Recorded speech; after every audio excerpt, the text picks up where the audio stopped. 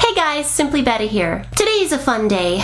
I'm announcing some cool plans of mine. I'm going to be doing the daily vlog challenge or daily video challenge that a bunch of other people, I think, are doing like in the aquarium fish fam side of YouTube. Last year, some people did it and it looked really fun and I enjoyed watching it.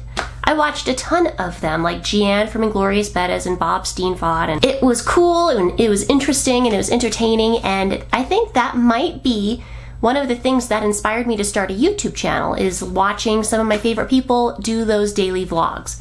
So I'm going to try it, guys. I don't think it's going to be easy. I can hardly make one video a week, not to mention 7 of them, but I'm going to try really, really hard. So my daily videos or daily vlogs, I'm going to try to have my weekly kind of big video, but then the rest of the week is going to be more short snippets of the fish room and my day and my life. Probably not every video is going to be about fish. I haven't really decided yet. That's what's fun about doing kind of a daily vlog, is you can do it about whatever you want. Of course, a lot of it's going to relate back to my fish because it's one of my main hobbies and one of the things I love. But I have a life. I have other things going on that I might share too.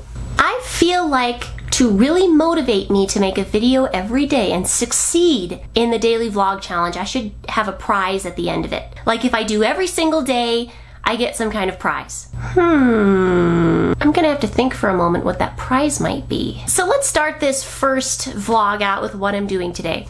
1, my fish room is a huge mess and it's horrible and I feel overwhelmed. 2, I'm bringing a bunch of fish to the pet store. I'm bringing 6 fish. These are all babies that I've raised, and then 1 breeder fish who I no longer am going to use, who's gonna go to a new home. What else? Today, all I'm doing is a few water changes on some fry tanks. I'm planning an errand day soon. I'm gonna do that. I live in a pretty small town. The nearest city is a couple hours drive away, but I'm planning out a big errand day and I'm gonna go do all my stuff, but I'll be picking up some supplies to improve the fish room a little bit.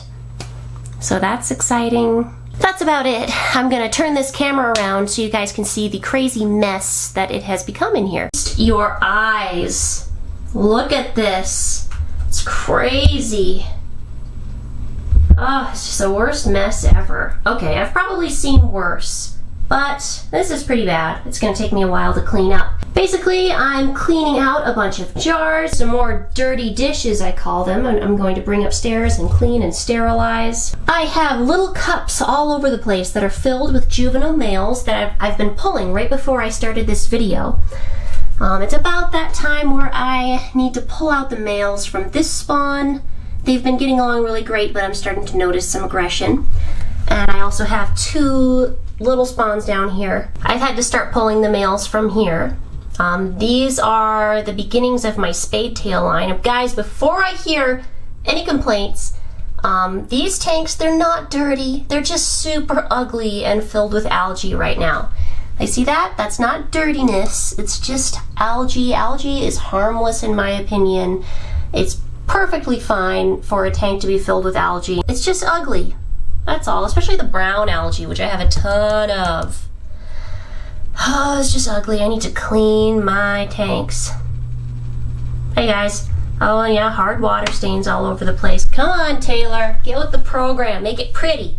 When I take my males out, I use these nice little solo cups. They're lightweight, they're easy to store and stack, and I can really get a good look at the fish as I'm taking it out. And this is where I start the selection process of probably who I'm going to keep, who has the most potential, and who might go to the pet store. How much algae is in this tank, it's just nuts. These are the large females that I've separated out from this. These 2 tanks are 3 spawns all put together. They're a mix of my giants, of a blue spawn, and of a red longfin spawn. A lot of people have been asking me how my giant spawn turned out. What I think happened was that the female wasn't actually a giant. So some of my fish have the giant genes in them, but they're not showing any ridiculous bigness.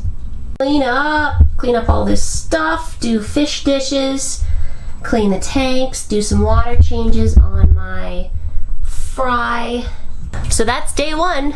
It looks pretty horrible in here, but fish rooms look horrible sometimes. It's just part of the process.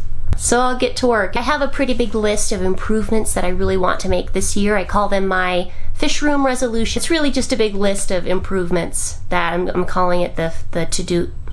It's really just a big to-do list and a list of improvements that the fish room needs to be more efficient, for me to be able to spend less time in here.